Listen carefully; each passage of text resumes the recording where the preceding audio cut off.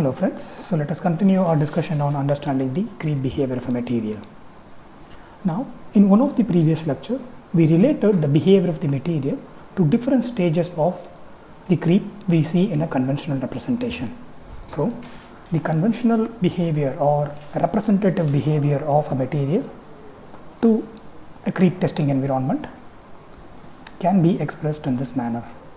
You have your instantaneous creep region, a transient creep region, and a steady state creep region, which is followed by an accelerating creep region. So you have different stages of creep. And in one of the previous lecture, we related or we saw what are the behavior of the material, or what is the behavior of the material that is responsible for each of these stages. So if you could recollect, the instantaneous creep is caused by the combination of elastic deformation plus anelastic deformation and plastic deformation. So in the instantaneous creep, the combination of the material behavior that causes this instantaneous creep is the elastic, anelastic and plastic behavior of the material. So this occurs once or at once when you impose a definite load or a definite stress to the system at a particular temperature or a particular raised temperature. So here is the strain and here is the time. So what we are talking about is a conventional representation of the creep behavior with strain and time, and these two factors are constant.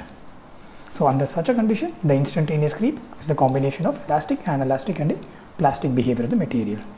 And we saw that the transient creep in this region, the plastic behavior dominates, and there is an increase in the dislocation density, and the interaction becomes due to the increase in the amount of dislocation, the interaction becomes more complex, and therefore for a given amount of stress, for the constant stress, the amount of strain that is possible decreases, and this we can also relate it to the general consumption of strain hardening, and that is what is happening in this transient creep region. Because of this increased amount of dislocation and complexity of the interactions, you have a decrease in the creep for the given amount of stress, and this is translated as the decrease in the creep rate or the decelerating creep rate, and we refer to that region as the transient region.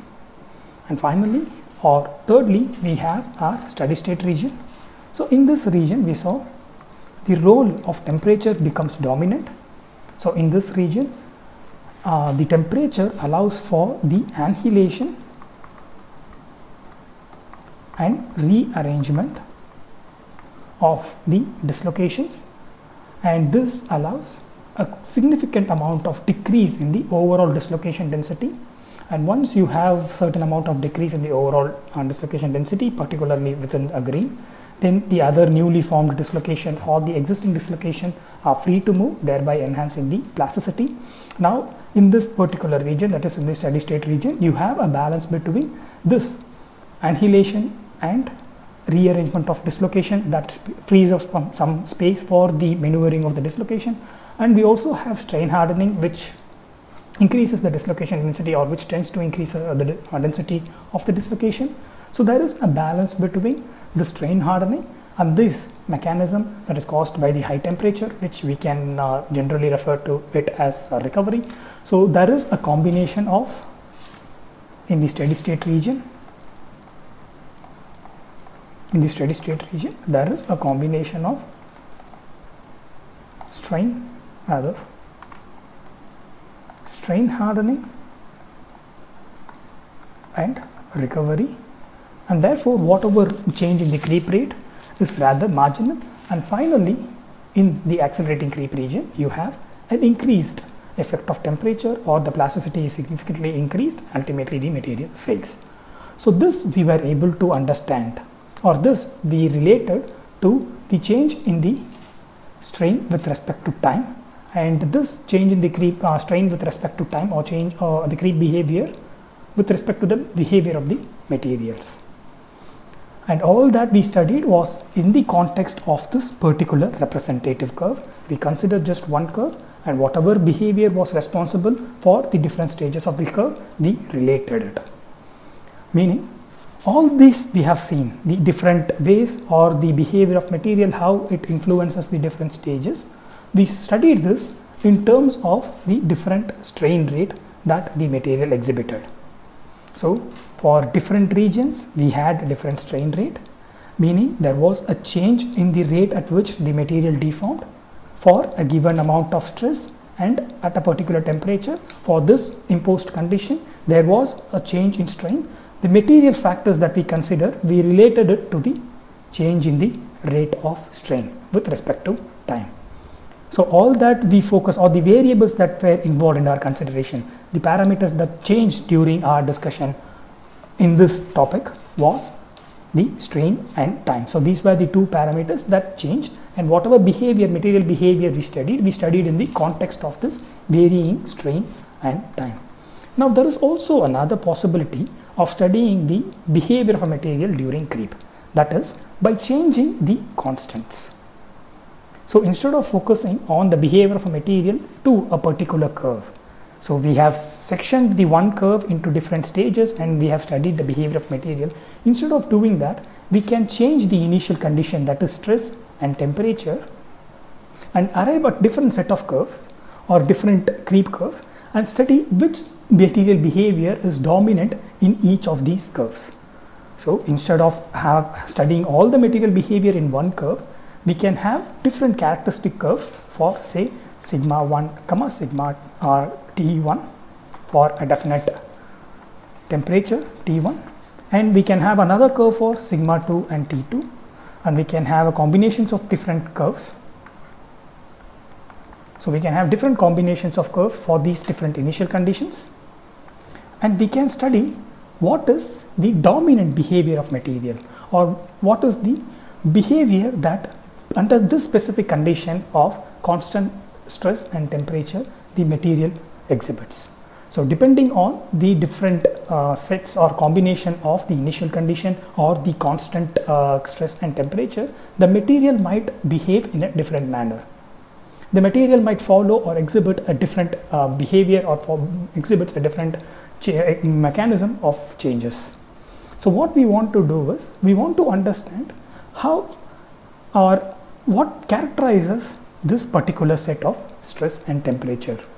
So instead of sectioning your whole creep behavior into different stages and studying the different material behavior in different stages, what we want to do is, we want to fix the creep curve. We want to fix the creep particular behavior based on fixing the temperature and stress, and we want to focus our attention on the mechanism that is dominant, the behavior of the material that is dominant. So that is what we want to do. The reason one would want to do that is because when in the physical world, when you are considering the creep behavior of the material, in general case we are talking about a specific form of stress and a specific temperature, and the behavior of the material is that even though the material might exhibit a combination of behavior all through the creep test, but there is one behavior that is particularly dominant, or one or two behaviors that are particularly dominant all through the creep testing. And these combinations of behavior, these combinations of mechanism, it is characteristic of this stress and temperature, the constant parameters that we assume while constructing our creep testing.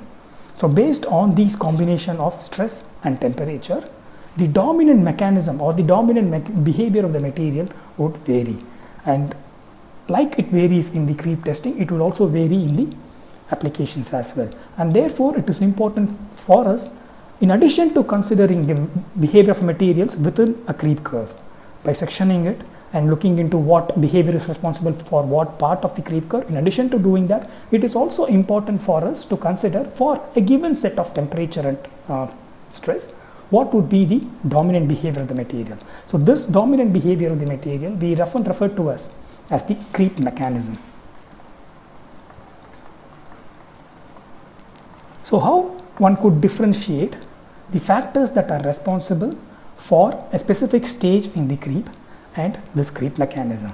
So that is what we have been looking, or that is what I have been delineating so far in when considering a specific creep curve and when sectioning it into different stages, and we are talking about material behavior that is responsible for each of the stage. We are not talking about the overall creep mechanism, but rather we are just talking about the behavior of materials that would give you this particular stages. So that is what we talk about when you consider everything in a single creep curve. However, when you fix or when you have a definite stress and temperature, according to that stress and temperature, there would be a specific behavior that will be dominant. Throughout the creep testing, there will be one specific behavior that will be dominant in the material, and this behavior will vary with the combination of stress and temperature, and that is what we refer to as the creep mechanism. So when we talked about in context of a single creep curve, the variables were the time and strain. In case of creep mechanism, when we want to talk about the dominant behavior within one single creep curve, then the variables are the constants, that is stress and temperature. So for a given creep behavior, for a given creep testing at a specific stress and temperature, the combinations of creep mechanisms might be possible. Of course, they could be possible, but they are different from the behaviors that are responsible for each of these stages. So that is why we have to consider, or that is what differentiate the regular influence of the material behavior on the different stages of creep to that of the creep mechanism. So creep mechanisms is generally related to not to the strain and time, but it is related to that of stress and temperature. So when you vary the stress and temperature that you assume to be constant, there are numerous ways you can vary. Just here is an example of how one can vary just two stress condition and two temperatures. So there are numerous ways you could do that, and when you vary, you would observe that there are different behavior that are dominant in the material, and that is what we refer to as the creep mechanism. Now, depending on the creep mechanism, each of the creep mechanism would provide a characteristic creep rate. So if you consider a single curve pertaining to a single stress and a single temperature, so for each of these sets of stress and temperature, there will be a characteristic creep rate, and this is because of the dominating behavior of the material. Now, for a combination of say a given stress and the temperature, when you have more than one creep mechanism acting, so you have more than one dominating behavior, and we would see in the subsequent part of the lecture that each of these mechanisms is characterized by, or it will yield a specific creep rate. So when there is a combination of mechanism and each mechanism gives you a specific creep rate, then the way you would quantify the overall creep curve is by summing it. So meaning you have, during your creep test, you have more than one mechanism that is acting parallelly, and in that case the overall creep rate would be expressed as this,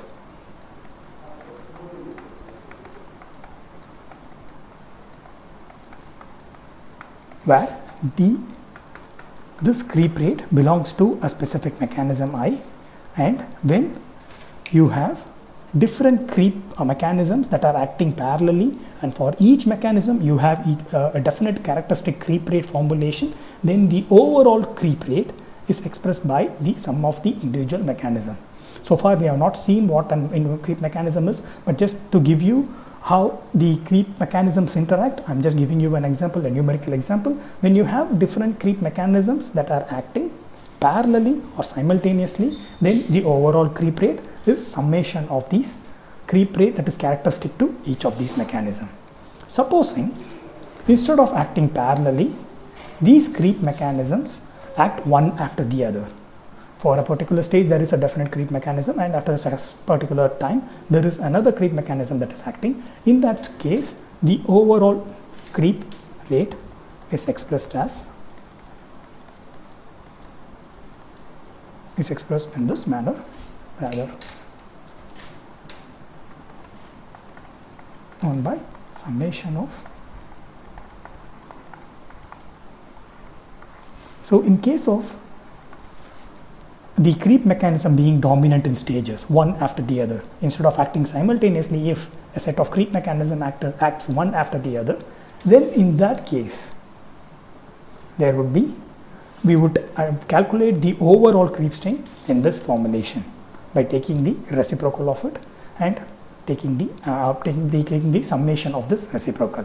So these are the two ways we can calculate the overall creep rate exhibited by a material based on the individual characteristic creep rate that is associated with the creep mechanisms. So far what we have done is we have just differentiated the creep mechanism from the behavior that is responsible for a specific creep stage. So the creep mechanism, the variables are stress and temperature. For different curves of varying stress and temperature, there will be one dominant creep mechanism or one or two dominant creep mechanisms.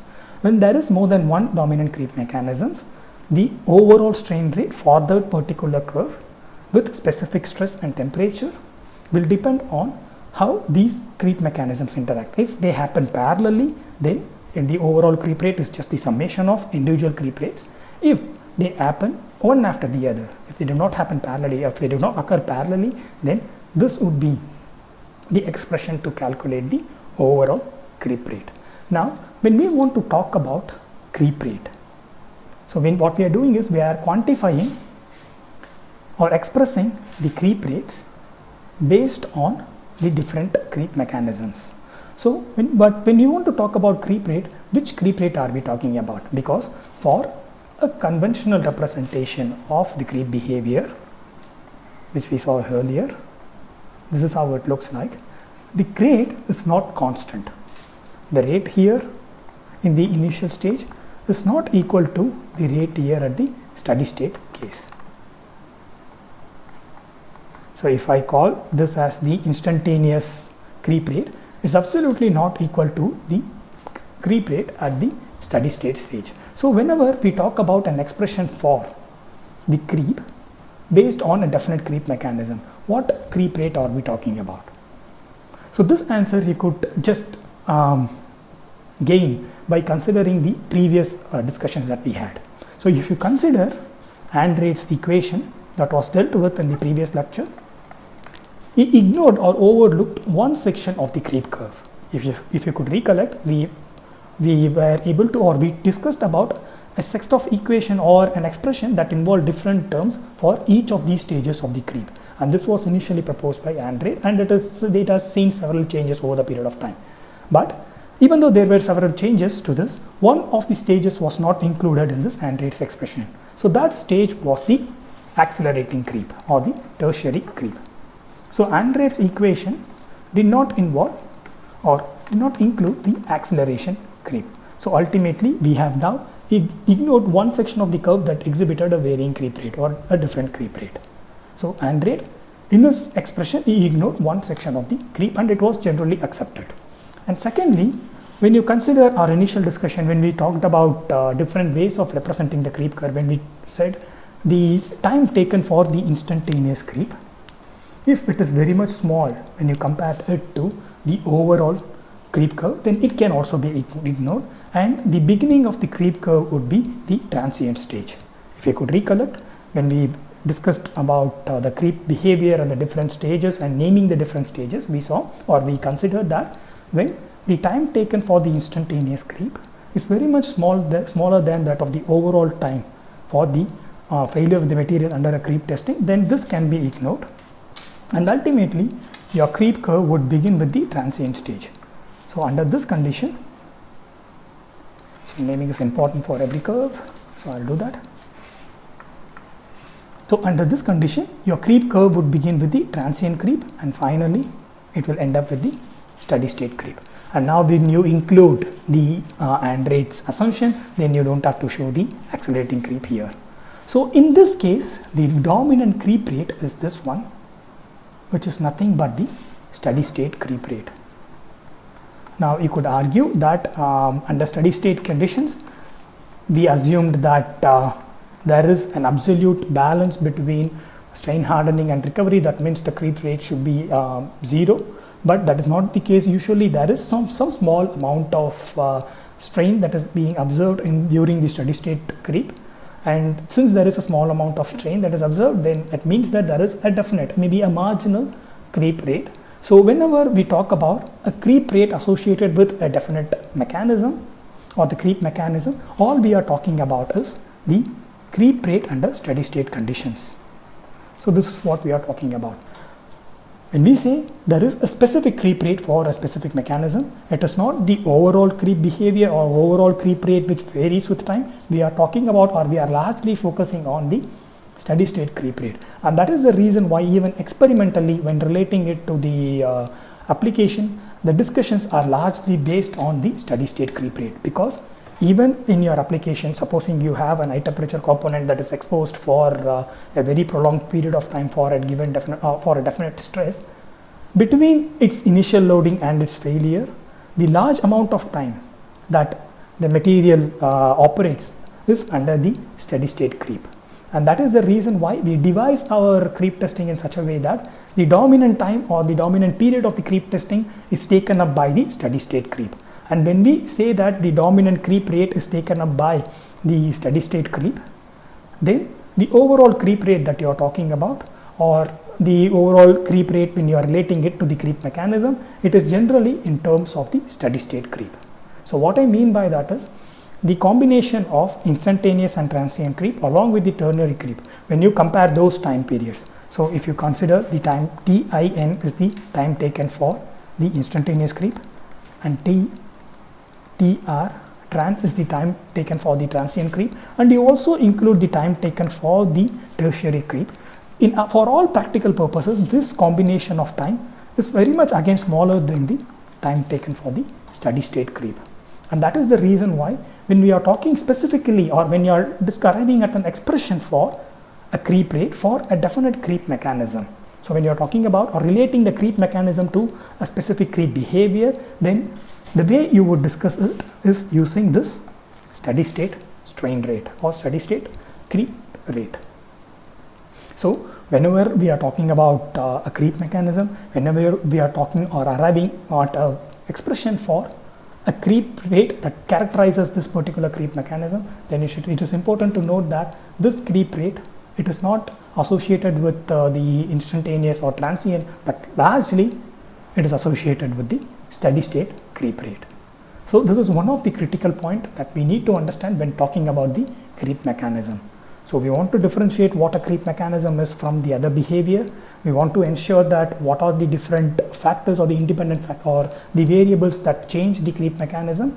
And it is also important for us to know when we talk about this creep mechanism is associated, or it yields this particular creep rate, what creep rate are we talking about? So this is important for us to answer, and in most of the time the creep rate it is talking about is the steady state creep rate. Of course, in the subsequent lectures we will also discuss about the role or the influence or the mechanism governing the transient creep, but in most of the cases, particularly when your discussion is relevant or associated with the practical application, most of these cases the discussion would be, or the influence of the mechanism on the creep would be discussed in terms of the steady state creep rate.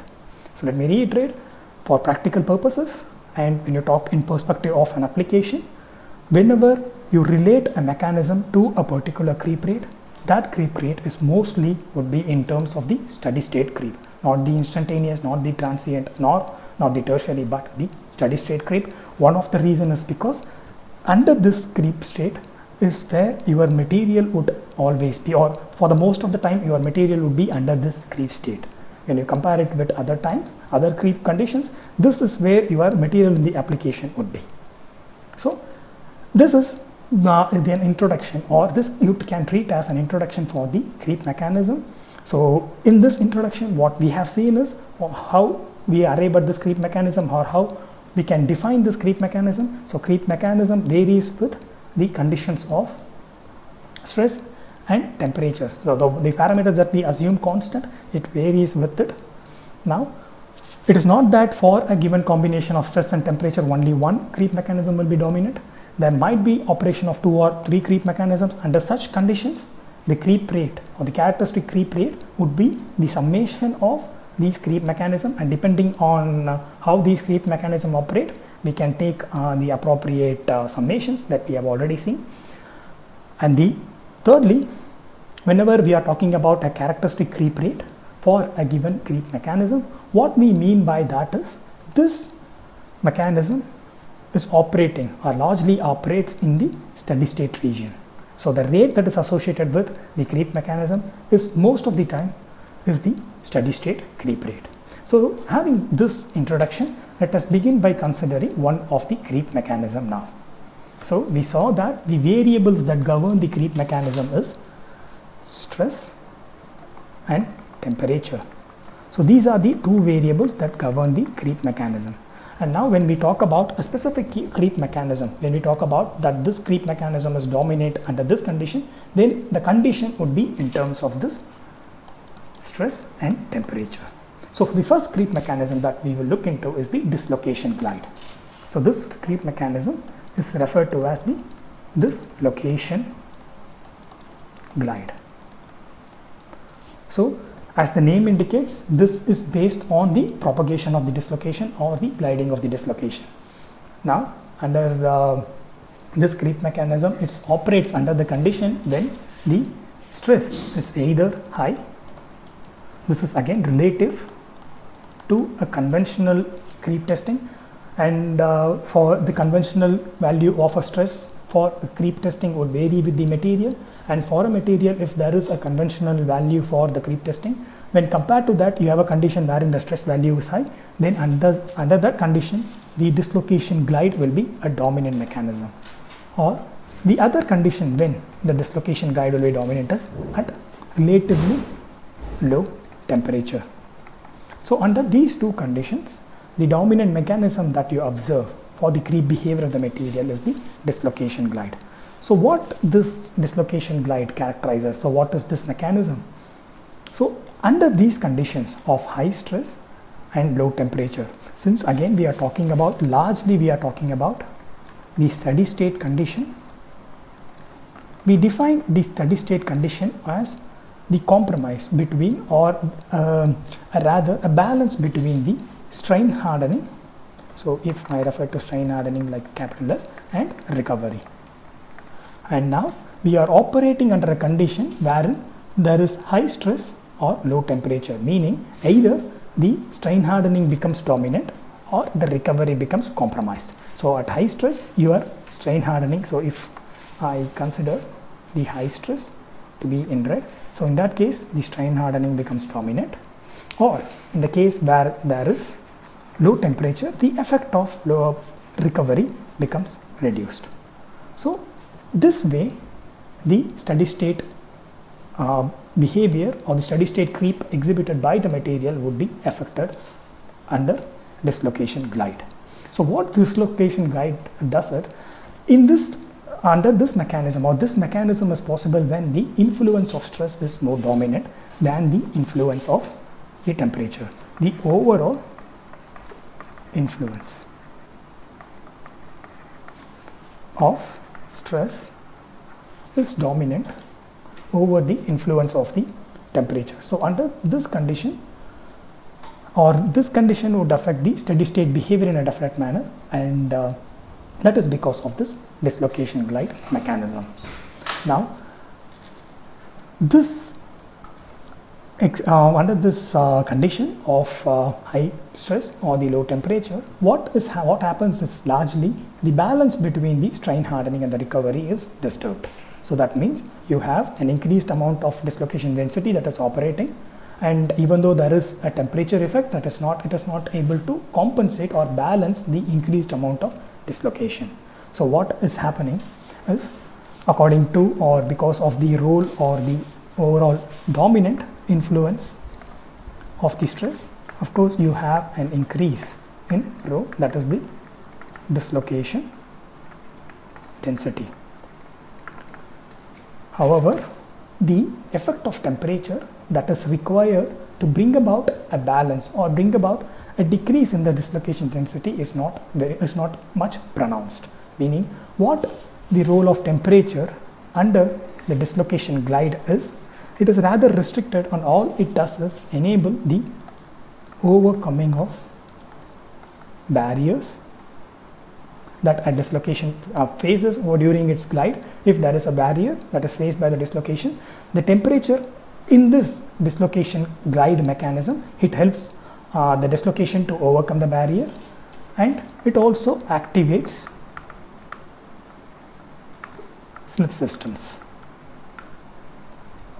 So in the dislocation glide, it is characterized by high stress or low temperature. So meaning the balance between strain hardening and recovery is disturbed and strain hardening becomes more dominant. And in that case, you have increased dislocation density, and again there is interaction between this dislocation density. The temperature plays, of course, a definite role, but the role of the temperature is rather restricted under dislocation glide condition. So what temperature does is it helps the dislocation overcome its barriers and also activates new slip systems. By doing so, the only way the dislocation density is reduced under this particular mechanism is largely through annihilations.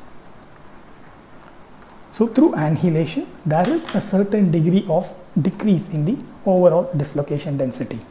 So the dislocation glide mechanism is characterized by a condition where the stress is dominant, and because of the dominant stress there is an increased dislocation density, and the role of temperature to affect this dislocation density, it comes from the activation of new slip system and the thermal energy that enables the dislocation to overcome the barriers, and because of this there is a certain degree of decrease in the dislocation density, and that is purely through annihilation. So this is one mechanism, and this mechanism is characteristic to a condition wherein the stress is relatively higher or the temperature of the creep testing is relatively lower. So this is one mechanism of, or one characteristic mechanism of creep that is dominant when you have this definite set of initial conditions or the constant features.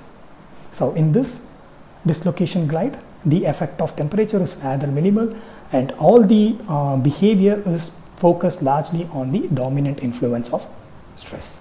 So the dominant influence of stress governs the dislocation glide, and the rate of strain or the rate of creep is also accordingly varies with the dominant effect of stress, and the only role of temperature is rather confined, and the dislocation or the decrease in dislocation is only possible through annihilation alone under this dislocation glide. So the other mechanism that is dominant or that is possible depending on your selection of stress and temperature is referred to as the dislocation creep. So the other mechanism is the dislocation creep. So like dislocation glide, so we saw dislocation glide becomes dominant when you have relatively low temperature and or relatively high stress. Under these conditions, the behavior of the material, a certain behavior of the material becomes dominant, and that we refer to as the dislocation glide. Similarly, there is a specific condition that facilitates dislocation creep, and those conditions are, it's a combination of both stress and temperature, and it is usually the conventional ones. The stress and temperature are average stress and temperatures, or rather the conventional stress and temperatures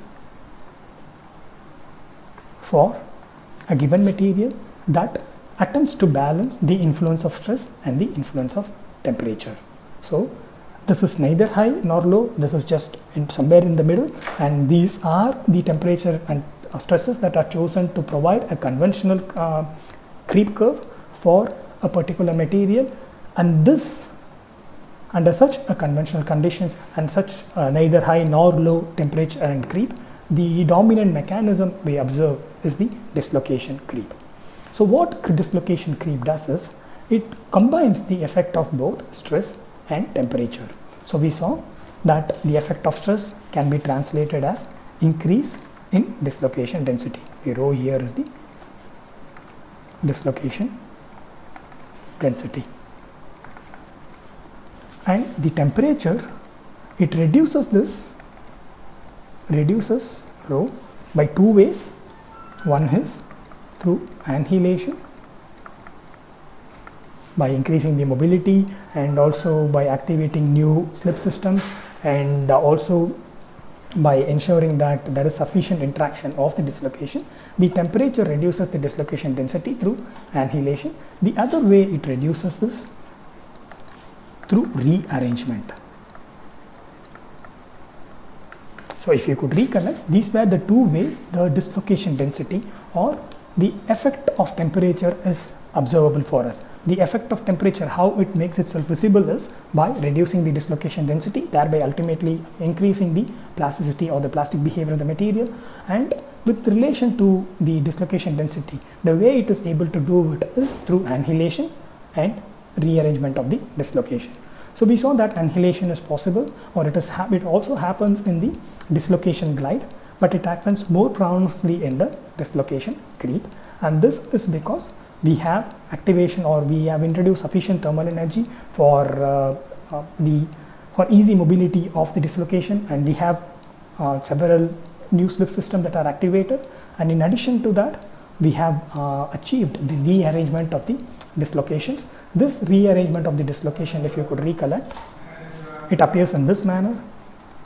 So if you have your dislocation arranged in this way, you have your compressive and tensile stress acting in this manner. And now what the temperature allows us to rearrange these dislocation in this way,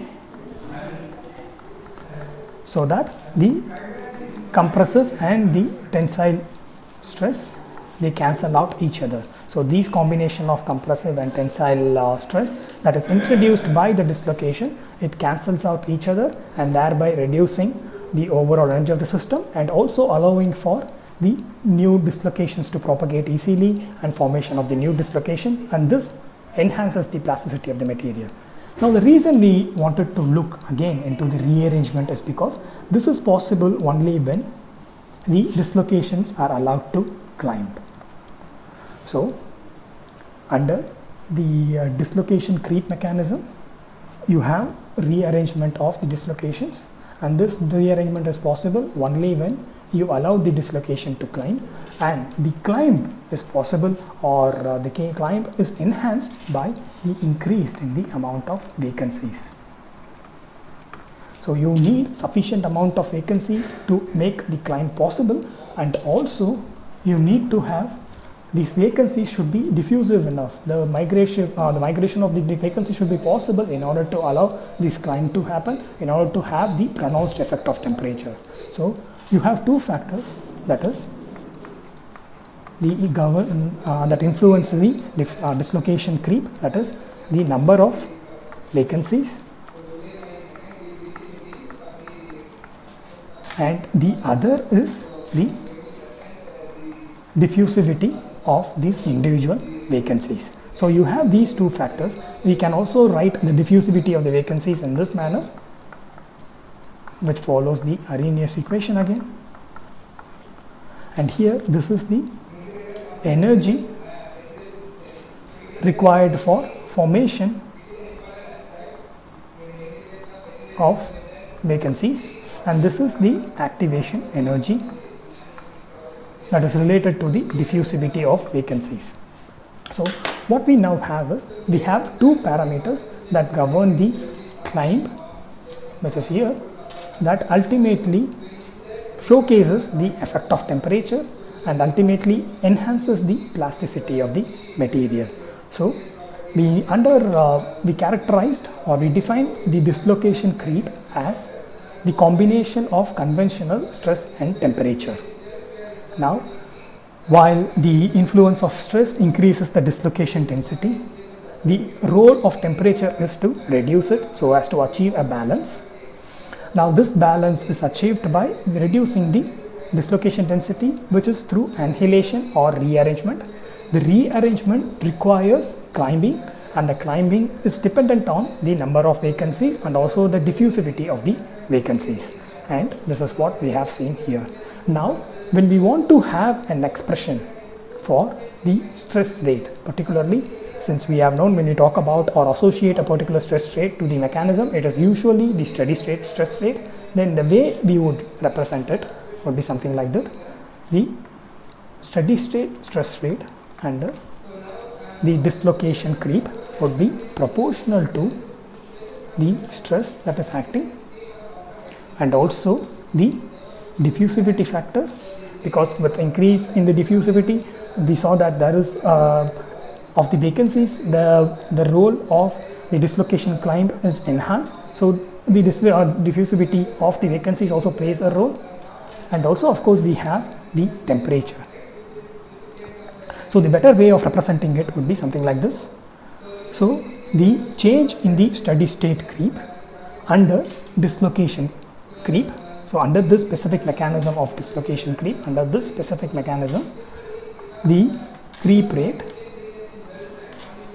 is governed by, of course, there is the temperature and there is the stress which characterizes or which establishes the creep mechanism. In addition to that, we have a diffusivity of the vacancies, because diffusivity of the vacancies is responsible for, or it enhances the climb that establishes the rearrangement of the dislocation that ultimately allows or enhances the plasticity of the material. Now, the definite expression for this creep rate in terms of these variables. So the creep rate in terms of these variables under the dislocation creep condition or dislocation creep mechanism is of this form. So you would have a constant, and that constant d capacity. So this is a generalized expression for the creep rate under dislocation creep. So what we have here is a generalized expression for the creep rate that is associated with the steady state creep under the dislocation creep mechanism. So dislocation creep mechanism, we have the balance of the influence of stress and the influence of temperature, and the only new thing that we have seen is that the influence of temperature is dependent on the diffusivity of the vacancies, because the vacancies allows for the, or it enhances the climb of the dislocation that is required for the rearrangement, and we express and the change in the rate of, or the rate of steady state creep, then the expression would include, in addition to the temperature and the creep, it would include the diffusivity of vacancies.